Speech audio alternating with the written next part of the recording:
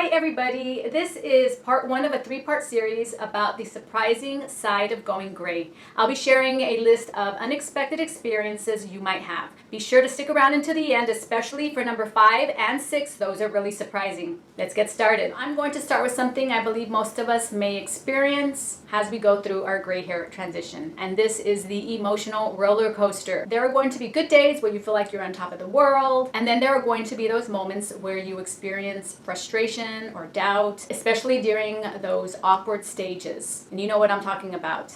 During that time when you have that skunk line and you're at that point where it hasn't grown out enough to where it looks like you're doing it on purpose and it feels like your hair has stopped growing, you may start to question yourself and you may want to give up. But take it from me, it gets better as each day goes by.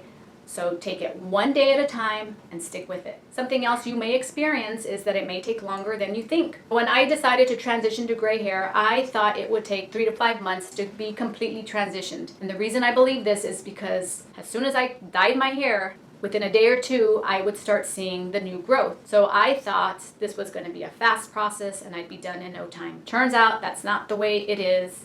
It can take up to 2+ years to completely transition to gray hair, depending on how you choose to transition. There are many different ways to transition to gray hair. So I'll share an example of 2 different ways, both on the opposite sides of the spectrum.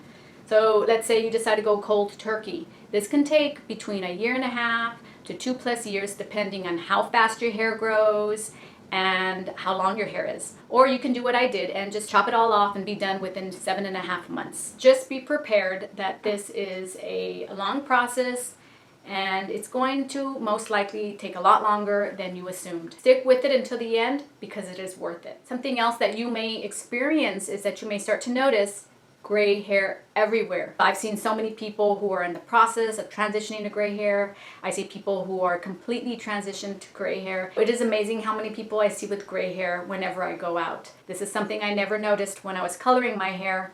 I just never noticed it. But now I see people everywhere with gray hair. You may start to notice a lot more people who are embracing their natural hair color.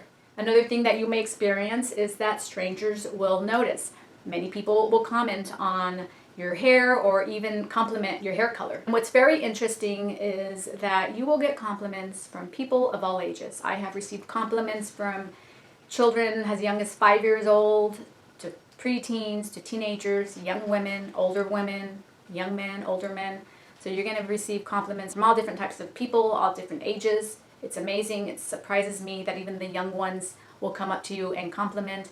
Just recently I was at the library and a 5-year-old came up to me and told me that she loved my hair and that I looked like Elsa, and it really made me feel good. You may get compliments like that. One of the number 1 questions that I get asked from strangers who notice my hair color is they ask, where did I get my hair colored? That was something new for me, and I would let them know that it's my natural hair color. I don't know if they believe me. I've had people online argue with me and call me a fraud because they think that my hair is dyed and that I'm faking all this.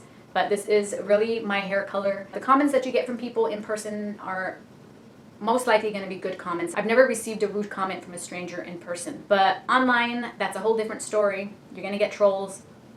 You're going to have people write mean things to you. These are people who most likely would never say anything like this in person. If you do receive comments that are rude, don't even pay attention to it. They're just being mean. They're projecting.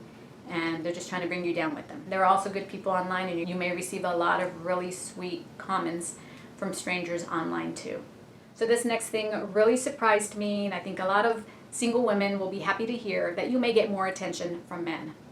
You may get more compliments from men on social media and in person. But for those of you who are afraid to transition to gray hair because you're afraid you won't find someone, just telling you right now that anybody who does not like you because of the color of your hair is somebody that is not worth your time or effort.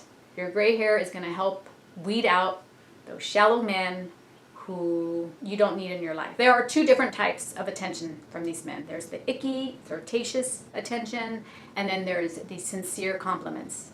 And these are going to come from the men who appreciate your confidence and the uniqueness of your gray hair. So not all men have bad intentions. So in my experience, the icky, flirtatious comments from men have been from men online. on Instagram. If you're on Instagram and Facebook, you may receive messages for them. I just ignore it. I don't pay attention. You'll also receive some sincere compliments online. And then there are those in person who will come up to you and give you a sincere compliment. You may also get some icky, flirtatious attention from men in person. It hasn't happened very much for me. Another thing that was really surprising to me is that you may get more respect.